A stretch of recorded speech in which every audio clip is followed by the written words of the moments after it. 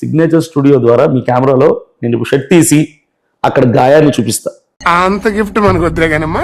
మీరేం చేస్తారు? చూపియండి. ఖచ్చితంగా చూపిస్తా. పర్లేదు చూపియండి. మీరేం చేస్తారు? ఇది బలవంతం చేస్తావేంటి? డ్రామా కదా, నిజమే ఒప్పుకుంటావా? చూపియండి అంటే ఒప్పుకుంటే నేను చూపిస్తా. నువ్వు పని చెయ్యి. మీరు షర్ట్ మీరు చూపిస్తాను మీరు అన్నాం కదా, చూపించమని నేనే అడుగుతున్నా. చూపించాల్సిందే. వీలైతే మీ థైస్ కూడా మీ పాయింట్ కూడా ఇప్పండి, ఏం కాదు. గోచీలా నావి ఉన్నాయి రా, చూస్తావా?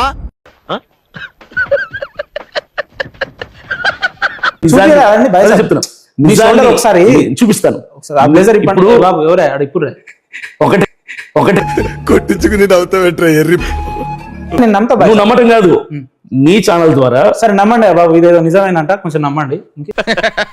ఏమరా బాబులు మస్తు కామెడీ చేస్తుండే. అందరు చూడండి, ఆయన బ్లేజర్ ఇప్పుతున్నాడు, వీలైతే పాయింట్ కూడా ఇప్పుతాడు.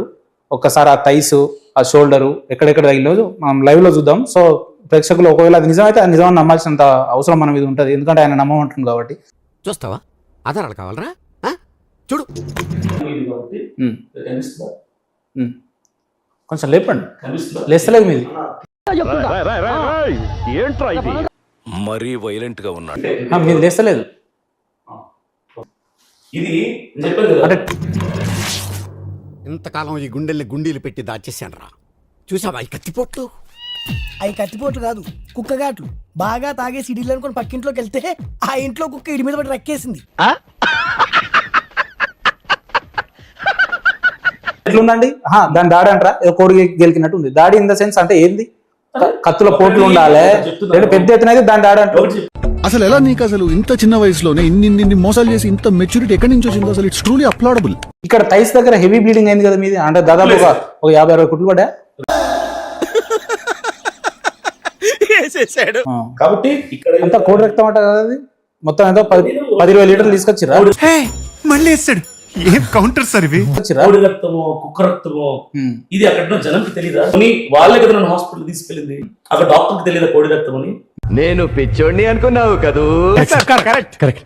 మా సార్ ఇంత ఇంటెలిజెంట్. ఇక్కడ రెండు ఉంటాయి. దాడి జరిగింది అంటారు.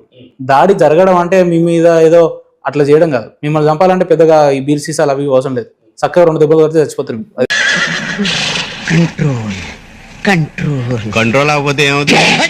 నీ మొహం చూస్తుంటే ఎందుకో కోపం అట్లేదు తమ్ముడు. వచ్చిన పీకేది ఏం లేదు కదా. మిమ్మల్ని చంపడానికి ఏం పెట్టుకుని వాళ్ళు అవతల వాళ్ళు వచ్చి ఉంటాయి. ఇంకోటి వాళ్ళ ఏజ్ చూస్తే బిలో 20 లోపే ఉన్నారు, చిన్న పిల్లలు. రైట్?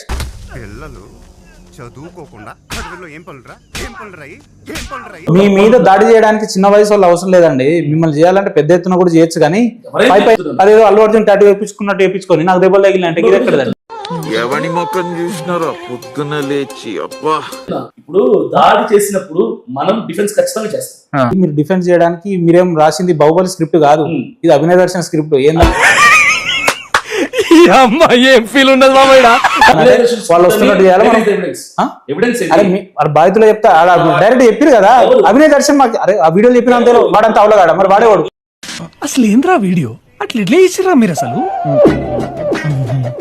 నా జిందగీ మొత్తం బర్బాద్ అయిపోయిందిరా దానివల్ల. మీతోనున్న వ్యక్తులు ఎవరు? ఎంతమంది ఉన్నారు? మిగతా 4 ఎవరు? వాళ్ళు ఎవరు?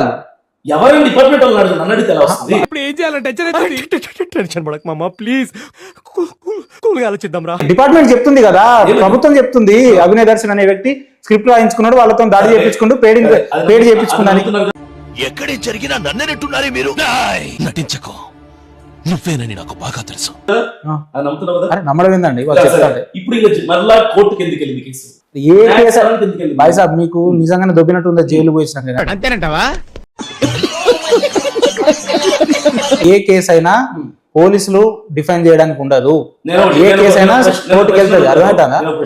మనకి తెలిసిన పని ఫ్రీగా చేయకూడదు, మనకి రాని పని ట్రై చేయకూడదు. పోలీసులు ఏం చేస్తారు? వాట్ ఈస్ హ్యాపెనింగ్ అనేది ఇన్వెస్టిగేషన్ చేస్తారు. ఏం జరిగింది అనేది అదంతా ప్రొడ్యూస్ కోర్టులో హాజరుపరుస్తారు. రైట్? తర్వాత నిజం ఏందనేది న్యాయస్థానాలు డిసైడ్ చేస్తారు. ఇంత చిన్న లాజిక్ ఎలా మిస్ అయ్యారు మీరు? కదా, అంటే నిజమేందని తెలియదు కానీ ఏం జరిగిందనేది తెలిసింది కదా. నిజం నిరూపించబడినప్పుడు మీరు ఎలా నిజాన్ని డిక్లేర్ చేస్తారు? మీరు జడ్జా? ఏమని? మెజిస్ట్రేటా?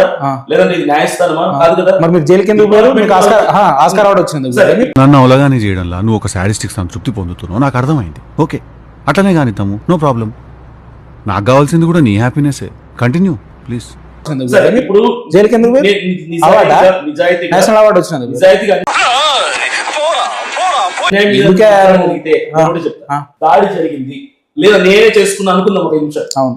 అరే దొంగలని మీరే భలే ఒప్పుకున్నారా? నేనే చేసుకుంటే నా మీద ఏ సెక్షన్ పెట్టాలి, దేనికోసం నన్ను రిమాండ్ చేయాలి, దేనికోసం నన్ను శిక్షించాలి అంటే జగన్ అనే వ్యక్తి ప్రొపగండా అవ్వాలనుకున్నాడు, హైలైట్ అవ్వాలనుకున్నాడు, అట్ ది సేమ్ టైం ఇతర మతాలని బ్లేమ్ చేయాలనుకున్నాడు. చెప్పు తీసుకొట్టండి సార్. ఎట్లా ఎగ్జాంపుల్, దాడి చేసే వాళ్ళు నన్ను చంపనీకి వచ్చిన వాళ్ళు జై శ్రీరామ్ అన్నారు అని అన్నాను.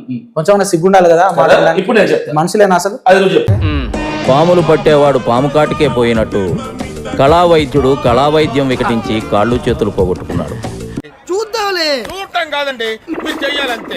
సరే మీరు ట్రై చేస్తారన్నారంటే అది ఓకే అయిపోయినట్టు.